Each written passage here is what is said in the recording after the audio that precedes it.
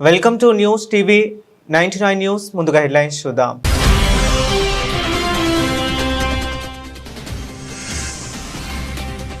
తీవ్రవాద పాలనను అంతం చేయడమే మా లక్ష్యం స్పష్టం చేసిన ఇజ్రాయెల్ ప్రధాని.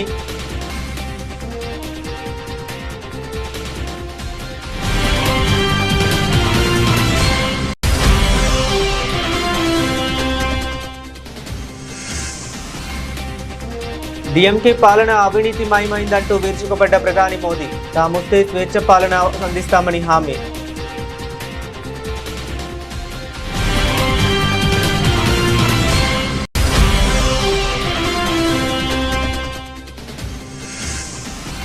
ఢిల్లీలో కెనడా ప్రధాని మార్క్ కార్నీతో ప్రధాని మోదీ సమావేశం.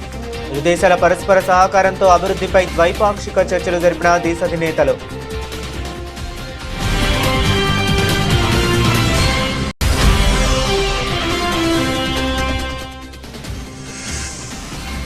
మావోయిస్ట్ అగ్రనేత వికాస్ లొంగుబాటు. 14 మందితో ఛత్తీస్గఢ్ పోలీసుల ఎదుట సరెండర్.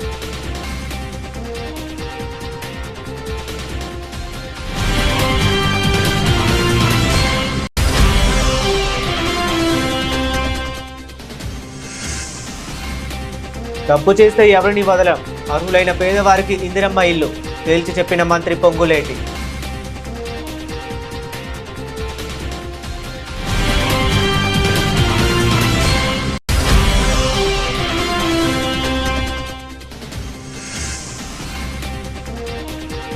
తిరుపతిలో వాకర్స్ రాస్తారోకో, భక్తులకు తీవ్ర ఇబ్బందులు.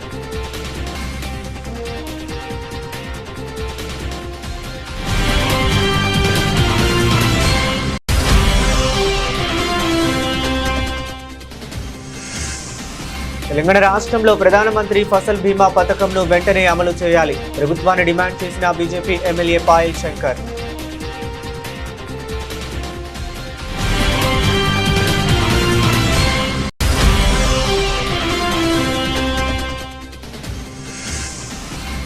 రెండు 2029లో వైఎస్ఆర్సీపీ అధినేత వైఎస్ జగన్మోహన్ రెడ్డి ముఖ్యమంత్రి కావటం తథ్యం ధీమా వ్యక్తం చేసిన మాజీ మంత్రి కొడాలి నాని.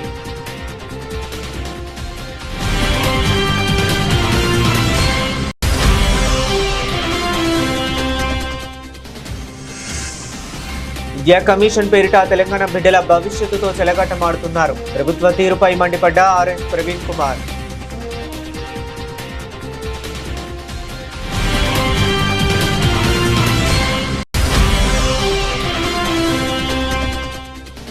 బిఆర్ నాయుడుపై మాజీ టీటీడీ చైర్మన్ సంచలన వ్యాఖ్యలు. అతను ఒక భయంకరమైన ఉమెనైజర్ అంటూ ఇందు లేఖ రాసిన లేఖను చదివి వినిపించిన భూమన.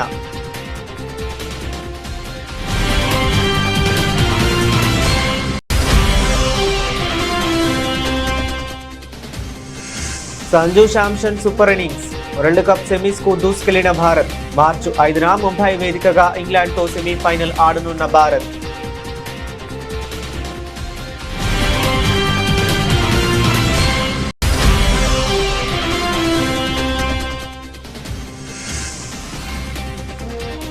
స్టాక్ మార్కెట్లపై వార్ ఎఫెక్ట్.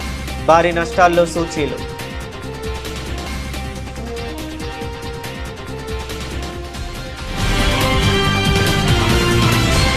ఇరాన్ ఇజ్రాయెల్ మధ్య యుద్ధం జరుగుతున్న వేళ ఇజ్రాయెల్ ప్రధాని బెంజమిన్ నెతాన్యాహు కీలక వ్యాఖ్యలు చేశారు. తీవ్రవాద పాలనను అంతం చేయడమే తమ లక్ష్యమని స్పష్టం చేశారు. కామినేనితో పాటు పలువురు కీలక నేతలను తాము మట్టుబెట్టామని తెలిపారు. ఇజ్రాయెల్ డిఫెన్స్ ఫోర్సెస్ సంపూర్ణ శక్తిని వినియోగిస్తూ రాబోయే రోజుల్లో టెహ్రాన్ కేంద్రంలో దాడులు మరింత తీవ్రం చేస్తామని చెప్పారు. סיימתי עכשיו פגישה עם שר הביטחון, הרמטכ"ל וראש המוסד. נתתי הנחיות להמשך המערכה. אתמול חיסלנו את הרודן חמינאי, יחד איתו חיסלנו עשרות מבכירי משטר הדיכוי. כוחותינו עולמים עכשיו בלב טהרן בעוצמות הולכות וגוברות, וזה רק ילך ויתגבר עוד יותר במהלך הימים הקרובים. ועם זאת, אלה ימים כואבים. אתמול כאן בתל אביב, ועכשיו בבית שמש, איבדנו אנשים יקרים. ליבי יוצא למשפחות, ואני שולח בשם כולכם אזרחי ישראל איחולי החלמה לפצועים. אנחנו తమిళనాడులో డిఎంకే పాలన అవినీతిమయం అయిపోయిందని, రాష్ట్రంలో మాదక ద్రవ్యాల మాఫియా చెలరేగిపోతుందని ప్రధాని మోదీ ఆరోపించారు. తమిళనాడు పుదుచ్చేరిలో పర్యటన సందర్భంగా మదురైలో జరిగిన ఎన్డీఏ బహిరంగ సభలో ప్రధాని మాట్లాడుతూ, ఎక్కడైనా పారదర్శక పాలన అందించేందుకు మంత్రుల మధ్య పోటీ ఉంటుందని, కానీ డిఎంకే ప్రభుత్వంలో మంత్రులు మాత్రం అవినీతిలో పోటీ పడుతున్నారని ఎద్దేవా చేశారు. ఉద్యోగుల బదిలీల్లో 365 కోట్లు, ఉద్యోగ అవకాశాల పేరుతో 900 కోట్లు, కాంట్రాక్టర్ల పేరుతో 1000 కోట్లు, ఇసుక కుంభకోణంలో 4700 కోట్లు, టస్మాక్ స్కామ్లో 40,000 కోట్లు, ఇలా ప్రతి విషయంలోనూ డిఎంకే భారీ అవినీతికి పాల్పడుతుందని ఆరోపించారు. బీజేపీ నేతృత్వంలోని రాష్ట్రంలో డబుల్ ఇంజన్ ప్రభుత్వం ఏర్పడితే ప్రజలకు స్వచ్ఛమైన, పారదర్శకమైన పాలన అందిస్తామని హామీ ఇచ్చారు. త్వరలో జరగనున్న శాసనసభ ఎన్నికలు రాష్ట్రానికి టర్నింగ్ పాయింట్ వంటివని చెప్పారు. ఈ ఎన్నికల్లో ఎన్డీఏ కూటమిని గెలిపించేందుకు ప్రజలు ఉత్సాహంగా ఉన్నారని ప్రధాని వ్యాఖ్యానించారు. It comes to honesty in politics, K. Kamaraj ji set an example for the whole country. DMK is the example of the exact opposite. 365 crore cash for transfer came, 900 crore cash for job scam, 1,000 crore cash for contract scam, 4,700 crore sand mining scam, 40,000 crore TAS MSc scam. Usually, ministers compete with each other in good work. In DMK, ministers compete with each other in scams. But who are they stealing from? From the poor, from the youth, from the farmers. Such a corrupt government has no moral right to continue. That is why the people of Tamil Nadu have decided to bring in an NDA government. We will give clean and efficient governance. நண்பர்களே, அரசியலில் நேர்மை என்று வரும்போது ஒட்டுமொத்த நாட்டுக்குமே ஒரு எடுத்துக்காட்டாக திகழ்ந்தார் பெருந்தலைவர் கே காமராஜர் அவர்கள். ఢిల్లీలో కెనడా ప్రధాని మార్క్ కార్నీతో ప్రధాని మోదీ సమావేశమయ్యారు. వాణిజ్యంలో భారతదేశం కెనడా సంబంధాలను మరింతగా పెంచుకోవటమే విస్తృత చట్టాన్ని ఆవిష్కరించనున్నారు. ఇక ఇందులో భాగంగా హైదరాబాద్ హౌస్ లో ఇరు దేశాల ప్రధానులు ద్వైపాక్షిక చర్చలు జరిపారు. ఈ సందర్భంగా కెనడా ప్రధాని మాట్లాడుతూ, కెనడా మరియు భారతదేశం రెండు ఆత్మవిశ్వాసం మరియు ప్రతిష్టాత్మక దేశాలని పేర్కొన్నారు. ఇరు దేశ ప్రజలకు ఎక్కువ భద్రత మరియు శ్రేయస్సును సృష్టించడానికి తాము శక్తి, ప్రతిభ మరియు ఆవిష్కరణ మరియు ఏఐలలో కొత్త భాగస్వాములను ఏర్పరుస్తున్నామని వెల్లడించారు. फ्रेंड्स, टेक्नोलॉजी और इनोवेशन में हम नेचुरल पार्टनर हैं. With Canada and India innovation partnership, we will turn ideas into global solutions. पिछले महीने भारत में हुई AI इम्पैक्ट समिट की सफलता में कनाडा के बहुमूल्य योगदान के लिए मैं प्रधानमंत्री कार्नी का आभार व्यक्त करता हूं. हम AI के साथ साथ क्वांटम, सुपर कंप्यूटिंग और सेमीकंडक्टर्स में सहयोग बढ़ाएंगे. क्रिटिकल मिनरल्स पर आज हुआ MOU रिजिलियंट सप्लाई चेन्स को मजबूती देगा. स्पेस सेक्टर में हम दोनों देशों के स्टार्टअप्स और इंडस्ट्रीज को जोड़ेंगे. फ्रेंड्स, प्रधानमंत्री कार्नी के लिए एनवायरमेंट कोई अलग एजेंडा नहीं, बल्कि इकोनॉमिक स्टेबिलिटी का हिस्सा रहा है. ऊर्जा के क्षेत्र में हम नेक्स्ट जनरेशन पार्टनरशिप बना रहे हैं, जिसमें हाइड्रोकार्बन के साथ साथ रिन्यूएबल एनर्जी, ग्रीन हाइड्रोजन और एनर्जी स्टोरेज पर विशेष बल दिया जाएगा। हमें खुशी है कि कनाडा ने इंटरनेशनल सोलर अलायंस और ग्लोबल बायोफ्यूल अलायंस से जुड़ने का निर्णय लिया है। हमारे साझा प्रयासों को आगे बढ़ाने के लिए हम इस वर्ष India Canada renewable energy and storage summit आयोजित करेंगे। सिविल न्यूक्लियर एनर्जी में हमने लॉन्ग टर्म यूरेनियम सप्लाई की लैंडमार्क डील की है। हम स्मॉल मॉड्यूलर रिएक्टर्स और एडवांस रिएक्टर्स पर भी मिलकर काम करेंगे। మావోయిస్ట్ అగ్రనేత హనుమకొండ జిల్లా కాజీపేట మండలం తరాలపల్లికి చెందిన Muppidi Sambaiah alias Babanna alias Sudarshan alias Vikas Chhattisgarh పోలీసులకు లొంగిపోయారు. మావోయిస్టు పార్టీ ఛత్తీస్గఢ్ ఒడిశా సరిహద్దు ప్రాంతాల స్పెషల్ జోనల్ కీలక నేతగా కొనసాగుతున్న సాంబయ్య 14 మందితో అక్కడి పోలీసులకు సరెండర్ అయ్యారు. సాంబయ్య 9వ తరగతి చదువుతుండగానే 1984లో అప్పటి పీపుల్స్ వార్ నేత క్రాంతి రణదేవ్ ప్రోత్సాహంతో పీపుల్స్ వార్ పార్టీలో చేరినట్లు సాంబయ్య బాల్యమిత్రులు చెబుతున్నారు. సాంబయ్య తమ్ముడు నాగేశ్వరరావు అన్న బాటలో పీపుల్స్ వార్లో చేరి ఎన్కౌంటర్లో మృతి చెందారు. బాబన్న పేరుతో ముప్పిడి సాంబయ్య 1988, 1990 పీపుల్స్ వార్ పార్టీలో పరకాల ప్రాంత తొలిదశ కమాండర్గా పనిచేశారు. ఆ సమయంలో బాబన్న దళం పేరుతో పరకాల, రేగుండ, ఆత్మకూర్, మొగుళ్లపల్లి మండలాల్లో రాజకీయ నాయకుల గుండెల్లో రైళ్లు పరిగెత్తించారు. బాబన్న తరువాత ఆర్కే పరకాల కమాండర్గా బాధ్యతలు తీసుకున్నారు. 1995, 96లో ఏటూరి నాగారం డిప్యూటీ ప్లాట్ కమాండర్గా పనిచేశారు. పార్టీ నిర్ణయం మేరకు 2000 తరువాత దండకారణ్యం ఛత్తీస్గఢ్కు వెళ్లాడు. స్పెషల్ జోన్ కమిటీ నేతగా ఒడిశా రాష్ట్ర బాధ్యతల్లో కొనసాగుతున్నాడు. कि आज बड़गर, बोलांगीर और महासमुंद डिवीजन के 15 सशस्त्र माओवादियों द्वारा समाज की मुख्यधारा में जुड़ने के उद्देश्य से आज महासमुंद पुलिस के समक्ष उनके द्वारा पुनर्वासित करने के लिए आगे आए हैं। इसमें प्रमुख रूप से जो विकास है स्टेट कमेटी मेंबर है, साथ में 2 डिविजनल कमेटी मेंबर और अन्य एसीएम और पार्टी मेंबर हैं, जिनके ऊपर कुल 73 लाख का इनाम होता है। और जो स्टेट कमेटी विकास रूप से दर्शन है, इनके ऊपर 25 लाख का इनाम घोषित है। और इसमें जो विकास है तेलंगाना राज्य का रहने वाला है और बाकी जो अन्य कैडर हैं वो सारे छत्तीसगढ़ के और बस्तर क्षेत्र के रहने वाले हैं और विभिन्न जिलों के सुकमा, बीजापुर, नारायणपुर जिले के रहने वाले हैं। ఖమ్మం నగరాన్ని ఆనుకొని ఉన్న వెలుగుమట్ల సంఘటన రాష్ట్ర వ్యాప్తంగా హాట్ టాపిక్ గా మారింది. ఈ నేపథ్యంలో ఖమ్మం కలెక్టరేట్ లో భూదాన్ భూముల నిర్వాసితులను మంత్రి పొంగులేటి శ్రీనివాసరెడ్డి కలిశారు. అనంతరం ప్రతిపక్ష రాజకీయాలపై కీలక వ్యాఖ్యలు చేశారు. వెలుగుమట్ల సంఘటనపై రాజకీయ పార్టీలు ఎవరికి తోచింది వారు మాట్లాడుతున్నారని, ప్రజలకు అసలు నిజాలు తెలియాల్సి ఉందని అన్నారు. గత ప్రభుత్వ హయాంలో కూడా ఇల్లు కూల్చి వేసిన ఘటనలు ఎన్నో ఉన్నాయని ఆగ్రహం వ్యక్తం చేశారు. ఈ అంశం గురించి ఆయన మాట్లాడుతూ రాష్ట్ర వ్యాప్తంగా వెలుగుమట్ల సంఘటనపై రకరకాల ప్రచారాలు చేస్తున్నారని, ఇక్కడ జరిగిన సంఘటనలపై రాష్ట్ర ప్రజలకు నిజం తెలియాల్సి ఉంది. వెలుగుమట్ల అంశంపై పూర్తి స్థాయి విచారణ జరిగింది. ఏ స్థాయి అధికారులైనా తప్పు చేస్తే శిక్ష తప్పదని పొంగులేటి శ్రీనివాసరెడ్డి హెచ్చరించారు.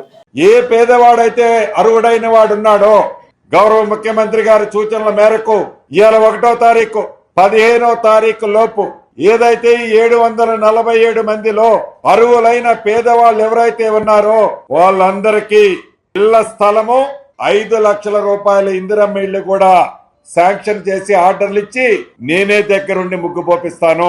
ఏదో అట్లా కట్టి వదిలేయటం కాదు, అన్ని మౌలిక వసతులు, ఎలక్ట్రిసిటీ, తాగునీరు, అంగన్వాడీ, వాటితో పాటు ఎడ్యుకేషన్ కి స్కూల్ కూడా ఏర్పాటు చేపిస్తాను.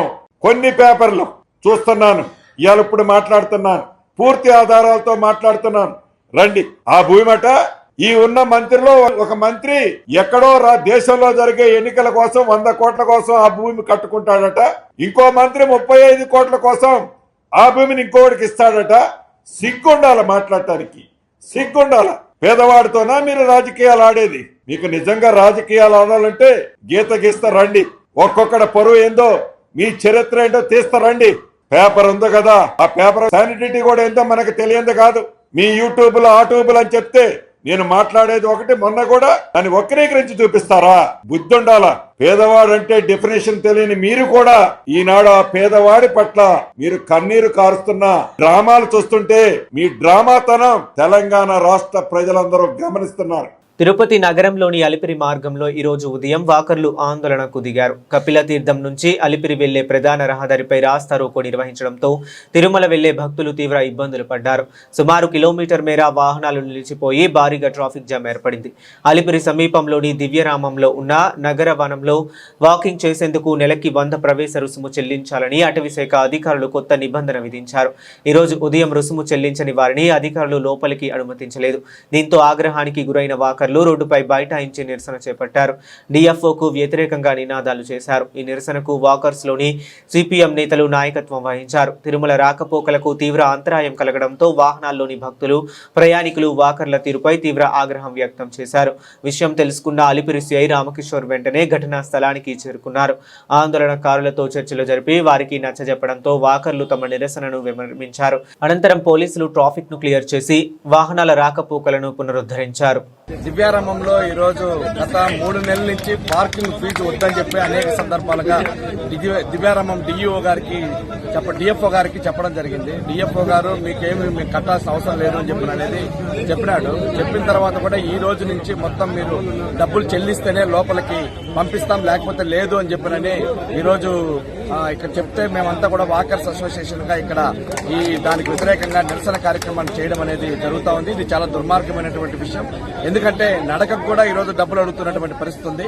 కానీ డిఎఫ్ఓ గారికి తెలియకుండానే డిఎఫ్ఓ గారు అనుమతితోనే ఇక్కడ పార్కింగ్ ఫీజు వసూలు చేస్తా ఉన్నారు. దానికి లక్షల రూపాయలు ఇక్కడ ఉన్నటువంటి ప్రైవేట్ హోటల్ దగ్గర నుంచి కూడా డబ్బులు వసూలు చేస్తున్నారు. ఒక బండికి వచ్చి ఒక రోజు నైట్కి వచ్చి ఒక్కొక్క 2 వీలర్ కింద అని చెప్పి 4 వీలర్ కింద అని చెప్పి వసూలు చేస్తా ఉన్నాడు. 500 రూపాయల నుంచి 1000 రూపాయల దాకా ఇట్లా నెలకు వచ్చి దాదాపు దీని నుంచే 1.5 లక్ష రూపాయల దాకా పైకి వస్తా ఉంది.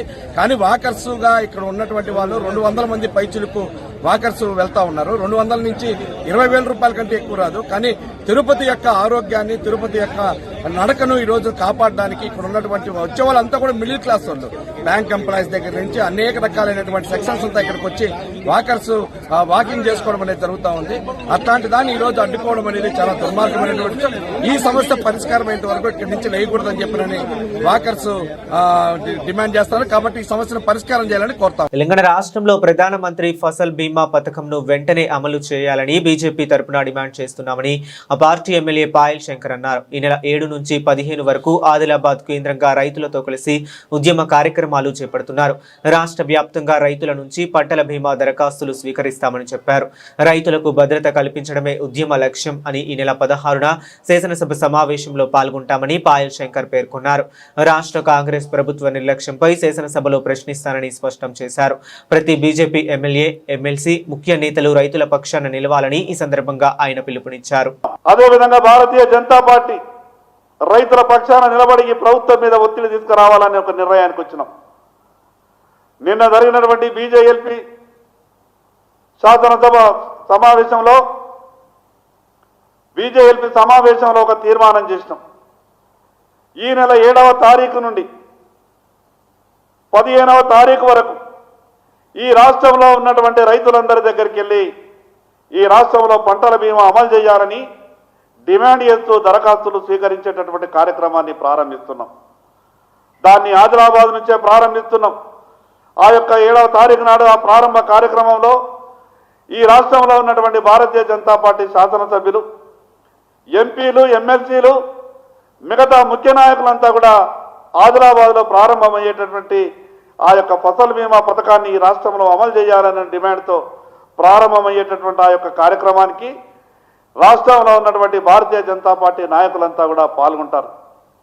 మరి అక్కడనే కాకుండా తెలంగాణ రాష్ట్రంలో ఉన్నటువంటి అన్ని జిల్లాల్లో, ఉమ్మడి 10 జిల్లాలలో, పాత 10 ఉమ్మడి 10 జిల్లాలలో ఈ యొక్క కార్యక్రమాన్ని, దరఖాస్తులు తీసుకునేటటువంటి కార్యక్రమాన్ని నిర్వహించి 16వ తారీఖు నాడు 10 లక్షల దరఖాస్తులతో ఈరోజు తెలంగాణ శాసనసభ సమావేశాలకు వెళ్లే ముందు భారతీయ జనతా పార్టీ శాసనసభ్యులమంతా కూడా రైతులు అందించినటువంటి ఆ యొక్క దరఖాస్తులను మేమంతా కూడా తీసుకెళ్లి ప్రధానంగా మేము ఆ రోజు అసెంబ్లీలో డిమాండ్ చేయడమే కాకుండా సభలో చర్చ జరగడానికి పట్టుబడతాం. ఆ యొక్క 10 లక్షల దరఖాస్తులను రాష్ట్ర ముఖ్యమంత్రి గారికి ముట్టజెప్పుదాం. దాని ద్వారా రైతుల ప్రధానమైనటువంటి డిమాండ్ ఏదైతే ఈ రాష్ట్రంలో పంటల బీమా పథకం అమలు చేయాలనే డిమాండ్ ఉన్నదో ఖచ్చితంగా వచ్చే ఈ సంవత్సరం ఈ సీజన్లో ఈ రాష్ట్ర బడ్జెట్లో 26-27 బడ్జెట్లో సరిపడా అమౌంట్ వెంటనే ఈ రాష్ట్ర ప్రభుత్వం బడ్జెట్లో ప్రవేశపెట్టాలి. అది కూడా 2029లో వైఎస్ఆర్సీపీ అధినేత వైఎస్ జగన్మోహన్ రెడ్డి ముఖ్యమంత్రి కావడంతో తథ్యమని మాజీ మంత్రి కొడాలి నాని ధీమా వ్యక్తం చేశారు. ఇటీవలే కూటమి ప్రభుత్వం వేధింపులకు గురైన మాజీ మంత్రి అంబటి రాంబాబు కుటుంబ సభ్యులను కొడాలి నాని ఇతర వైఎస్ఆర్సీపీ నేతలు పరామర్శించారు. అనంతరం కొడాలి నాని మీడియాతో మాట్లాడారు. కూటమి బెదిరింపులకు వైఎస్ఆర్సీపీ శ్రేణులు భయపడరు. కూటమి ప్రభుత్వం అంబటి కుటుంబ సభ్యుల్ని తీవ్రంగా ఇబ్బంది పెట్టింది. టీడీపీ నేతలు కావాలని అంబటి రాంబాబును రెచ్చగొట్టారు. అంబటి రాంబాబు క్షమాపణలు చెప్పినా టీటీడీ నేతలు ఆయన ఇంటిపై దాడి చేసి ధ్వంసం చేశారు. పోలీసుల సమక్షంలో అంబటి ఇంటిపై దాడి జరిగింది. లోకేష్ రెడ్ బుక్ రాజ్యాంగాన్ని వైఎస్ఆర్సీపీ భయపడదు. 2029లో వైఎస్ఆర్సీపీ అధినేత వైఎస్ సీఎం కావటం తథ్యమని స్పష్టం చేశారు. మీరు కూడా ఇటువంటి ఇబ్బందులను ఫేస్ చేయాల్సినటువంటి పరిస్థితి తప్పకుండా ఉంటుంది. వాటన్నిటినీ తట్టుకొని నిలబడగలమన్నటువంటి శక్తి సామర్థ్యాలు కనుక మీకు ఉన్నాయంటే ఎస్ రండి, దమ్ముగా వచ్చి మమ్మల్ని ఏం చేయాలనుకుంటున్నారో రాంబాబు గారినో నన్ను లేకపోతే మాట్లాడే వాళ్ళని ఏం చేయాలనుకున్నారో చెయ్యండి. అయితే పక్కాగా ఒకటి అయితే చెబుతున్నాను, జగన్మోహన్ రెడ్డి గారు ఇక్కడ ఉన్నది మీ పిరికి చేష్టలకి మీ కొరత ఊపులకి బెదిరేటువంటి ప్రసక్తి ఉండదు. 2029లో జగన్మోహన్ రెడ్డి గారు మళ్ళీ ముఖ్యమంత్రి అవుతాడు. మేమందరం జగన్మోహన్ రెడ్డి గారికి అండగా ఉంటాం. మీరు ఎన్ని ఇబ్బందులు పెట్టినా, మీరు ఆఖరికి జైల్లో పెట్టినా, మమ్మల్ని ఏం చేసినా కూడా మేమైతే వెనక్కి తగ్గేటువంటి పరిస్థితి లేదు. జగన్మోహన్ రెడ్డి గారు ఇచ్చినటువంటి ప్రతి పిలుపుకి స్పందిస్తాం. ఆయన చెప్పినటువంటి ప్రతి కార్యక్రమానికి మేము ముందుంటాం. ఇటువంటి పిచ్చి చేష్టలు మానేసి కల్తీ పాలు తాగి రాజమండ్రిలో చనిపోయారు ఎంతమంది? 7. సభాకాయలు తయారు చేస్తా కాకినాడ వేటపాలెంలో 21 మంది చనిపోయారు. శ్రీకాకుళంలో మంచినీళ్లు తాగి కల్తీ అక్కడ చనిపోయారు. మీకు సిగ్గు శరం ఉంటే ఇది చూసుకోండి. ఇటువంటి కార్యక్రమాలు జరగకుండా ప్రజలు ఇబ్బంది పడుతున్నటువంటి ఇబ్బందులు చూడకుండా ఇవన్నీ అంబటి రాంబాబు గారిని 18 రోజులు, వాళ్ళని వంశీని 145 రోజులు, చెవిరెడ్డి భాస్కర్ రెడ్డిని 208 రోజులు, లేకపోతే జోగి రమేష్ 81 రోజులు, లేకపోతే రేపు నన్ను 100 రోజులు పెట్టినాం. వైఎస్ఆర్ కాంగ్రెస్ పార్టీకి ఏమీ కాదు. మేము కూడా వెనక్కి తగ్గేటువంటి పరిస్థితి ఉండదు. మిమ్మల్ని ప్రజల్లో ఎండగట్టడం ఖాయం. రేపు జగన్మోహన్ రెడ్డి గారు ముఖ్యమంత్రిగా ఈ రాష్ట్రంలో అధికారంలోకి వచ్చిన తర్వాత ఈ కార్యక్రమాలు చేసినటువంటి అధికారులను కానీ, వాళ్ళకి తొత్తులుగా పనిచేసి మా ఇళ్లు పగలు కొట్టించినటువంటి అధికారులను కానీ, వాళ్ళకి అడుగులకు మడుగులు ఎత్తి ఫిజికల్ గా అంబటి రాంబాబు గారు లాంటి ఎక్స్ మినిస్టర్లని ఫిజికల్ గా అరెస్ట్ చేయాలన్నటువంటి వ్యక్తులు కానీ ఎవరిని వదిలిపెట్టేటువంటి పరిస్థితి ఉండదు. జగన్మోహన్ రెడ్డి గారు చెప్పినట్టు సప్త సముద్రాల అవతల ఉన్నా కూడా తీసుకొచ్చి వాళ్ళందరికీ తగిన పనిష్మెంట్లు చేస్తూ జరుగుతాయి. 100%. ఎవరు కూడా వైఎస్ఆర్ కాంగ్రెస్ పార్టీ నాయకులు గాని కార్యకర్తలు గాని ఆధారపడద్దు. అందరం కలిసి ముందుకెళ్దాం. విద్యా పాలసీ ముసుగులో రాష్ట్ర విద్యారంగంపై రేవంత్ సర్కార్ కుట్రలు చేస్తుందని బీఆర్ఎస్ ప్రధాన కార్యదర్శి ఆర్ఎస్ ప్రవీణ్ కుమార్ ధ్వజమెత్తారు. కేసీఆర్ ఆనవాళ్లను చెరిపివేయాలనే కక్షతో ఆకునూరి మురళి నేతృత్వంలోని విద్యా కమిషన్ నివేదికను రూపొందించిందని మండిపడ్డారు. గతంలో రేవంత్ రెడ్డి చెప్పిన విషయాలనే కమిషన్ రిపోర్టులో చేర్చారని ఆరోపించారు. రేపటి తరానికి మంచి విద్యానందించడానికి విస్మరించిందని, ప్రభుత్వ ఖర్చులు తగ్గించుకునేందుకు ప్రాధాన్యం ఇవ్వడం దురదృష్టకరమన్నారు. కమిషన్ సిఫారసులు రాష్ట్ర విద్యార్థుల భవిష్యత్తుకు ప్రమాదకరమని ఆందోళన వ్యక్తం చేశారు.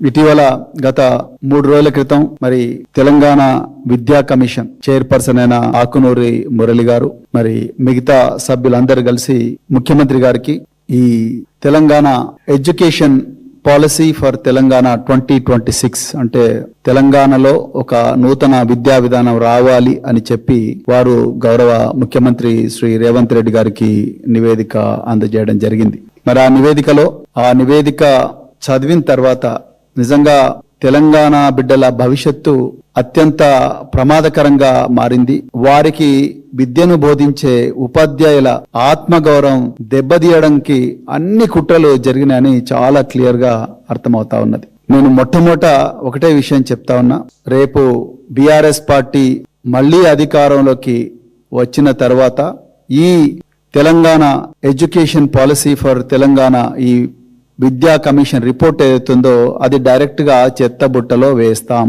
ఇది తెలంగాణ తల్లిదండ్రులకు, విద్యార్థులకు, అదే విధంగా ఉపాధ్యాయులందరికీ కూడా క్లియర్ గా నేను చెప్తా ఉన్నా బీఆర్ఎస్ పార్టీ తరఫున.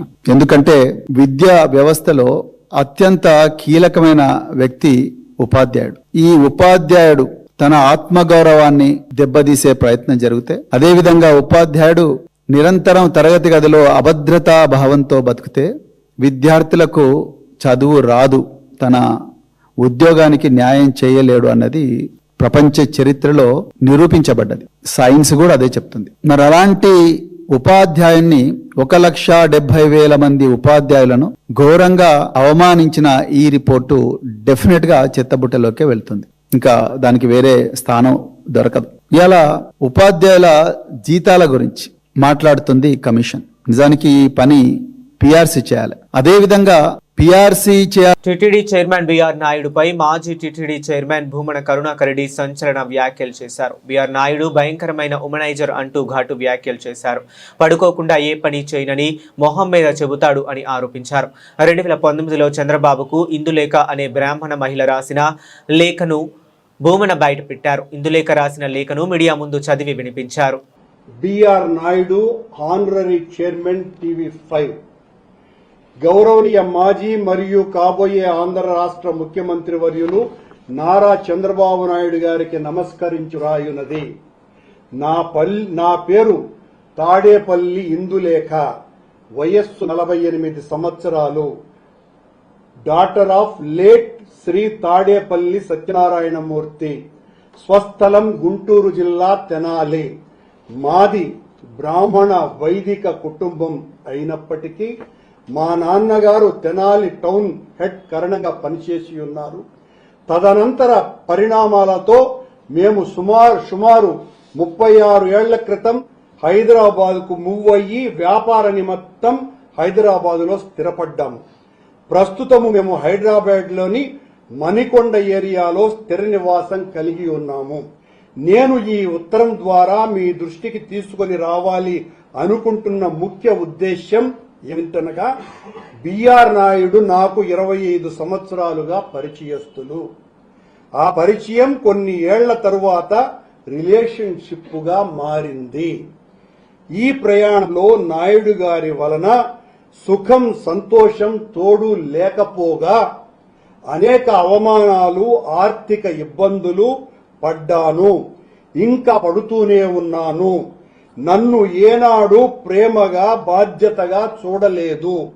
అరగంట కోసం నేను అనే విషయం నాకు అర్థమయ్యేసరికే ఏళ్లు పట్టింది.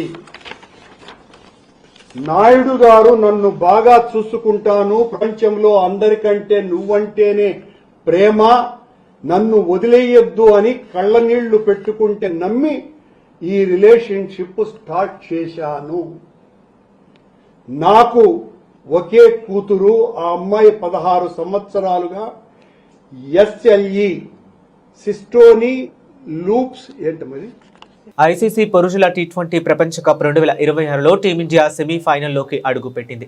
కోల్కతాలోని ఈడెన్ గార్డెన్స్ వేదికగా వెస్టిండీస్తో జరిగిన ఈ సూపర్ 8 మ్యాచ్లో భారత్ 5 వికెట్ల తేడాతో ఘన విజయం సాధించింది. 196 పరుగుల భారీ లక్ష్యంతో బరిలోకి దిగిన భారత్ సంజు శాంసన్ అద్భుత పోరాటంతో మరో 4 బంతులు మిగిలి ఉండగానే విజయాన్ని అందుకుంది. ఈ గెలుపుతో భారత్ మార్చి 5న ముంబై వేదికగా ఇంగ్లాండ్తో సెమీఫైనల్లో తలపడింది. టాస్ ఓడి బ్యాటింగ్కు దిగిన వెస్టిండీస్ నిర్ణీత 20 ఓవర్లలో 4 వికెట్ల నష్టానికి 196 పరుగుల భారీ స్కోర్ చేసింది. భారత బౌలర్లలో జస్ప్రీత్ బుమ్రా 36 పరుగులిచ్చి 2 వికెట్లు తీయగా హార్దిక్ పాండ్యా, వరుణ్ చక్రవర్తి చెరో వికెట్ దక్కించుకున్నారు. అనంతరం 196 పరుగుల లక్ష్య ఛేదనలో భారత్ ఆరంభంలోనే తడబడింది. అభిషేక్ శర్మ 10, ఈశాన్ కిషన్ 10 తక్కువ స్కోర్కే వెనుదిరిగారు. అయితే 1 డౌన్లో వచ్చిన సంజు శాంసన్ విండీస్ బౌలర్లకు చుక్కలు చూపించాడు.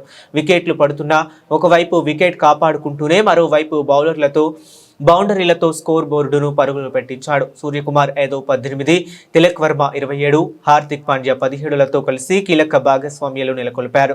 ముఖ్యంగా సూర్యతో కలిసి 58 పరుగులు, తిలక్తో కలిసి 42 పరుగులు జోడించి ఇన్నింగ్స్ ను చక్కదిద్దాడు. చివర్లో శివం దుబే 8 నాట్అవుట్ శాంసన్ కు సహకరించాడు. ఈ విజయంతో గ్రూప్ 1 నుంచి భారత్ దర్జాగా సెమీస్ బెర్తుకు ఖాయం చేసుకుంది.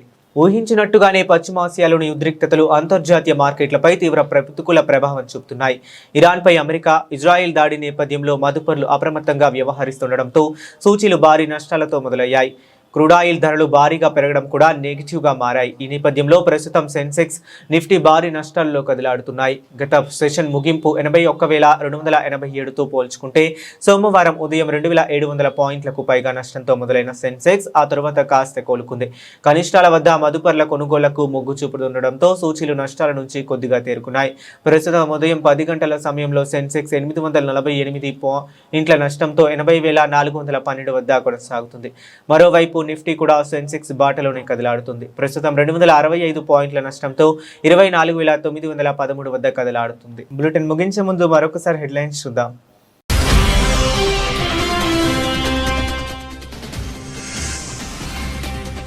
తీవ్రవాద పాలనను అంతం చేయడమే మా లక్ష్యం స్పష్టం చేసిన ఇజ్రాయెల్ ప్రధాని.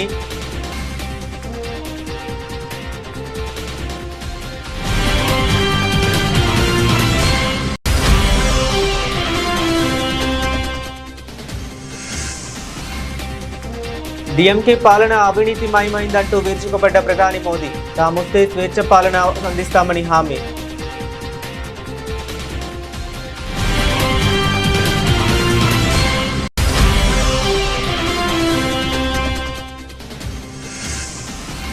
ఢిల్లీలో కెనడా ప్రధాని మార్క్ కార్నీతో ప్రధాని మోదీ సమావేశం.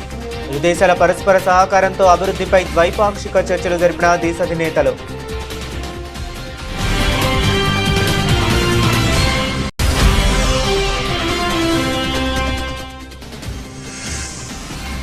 మావోయిస్ట్ అగ్రనేత వికాస్ లొంగుబాటు.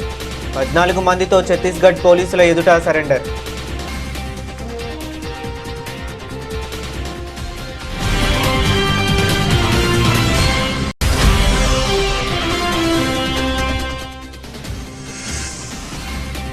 తప్పు చేస్తే ఎవరిని వదలం, అర్హులైన పేదవారికి ఇందిరమ్మ ఇల్లు తేల్చి చెప్పిన మంత్రి పొంగులేటి.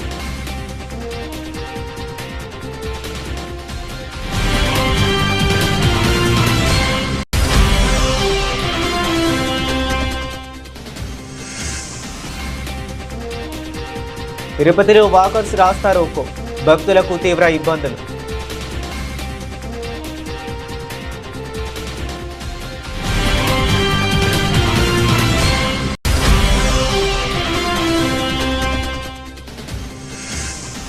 తెలంగాణ రాష్ట్రంలో ప్రధానమంత్రి ఫసల్ బీమా పథకంను వెంటనే అమలు చేయాలి. ప్రభుత్వాన్ని డిమాండ్ చేసిన బీజేపీ ఎమ్మెల్యే పాయల్ శంకర్.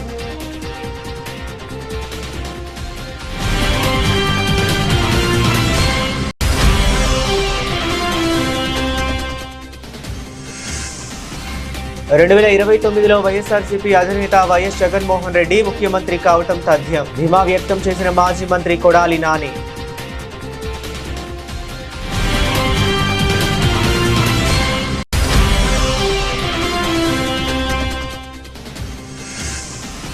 విద్యా కమిషన్ పేరిట తెలంగాణ బిడ్డల భవిష్యత్తుతో చెలగాటమాడుతున్నారు. ప్రభుత్వ తీరుపై మండిపడ్డ ఆర్ఎస్ ప్రవీణ్ కుమార్.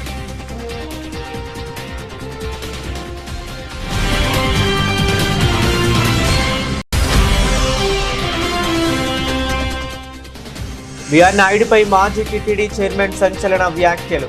అతను ఒక భయంకరమైన ఉమెనైజర్ అంటూ ఇందు లేఖ రాసిన లేఖను చదివి వినిపించిన భూమన.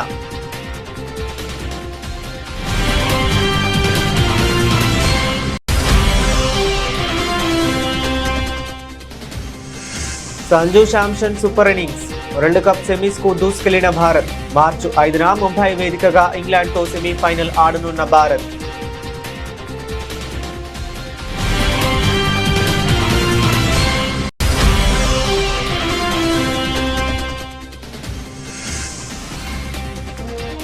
స్టాక్ మార్కెట్లపై వార్ ఎఫెక్ట్.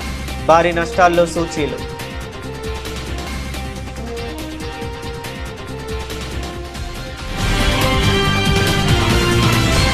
ఇవి ఇప్పటి వరకు ఉన్న అప్డేట్స్. మరిన్ని అప్డేట్స్ కోసం కీప్ వాచింగ్.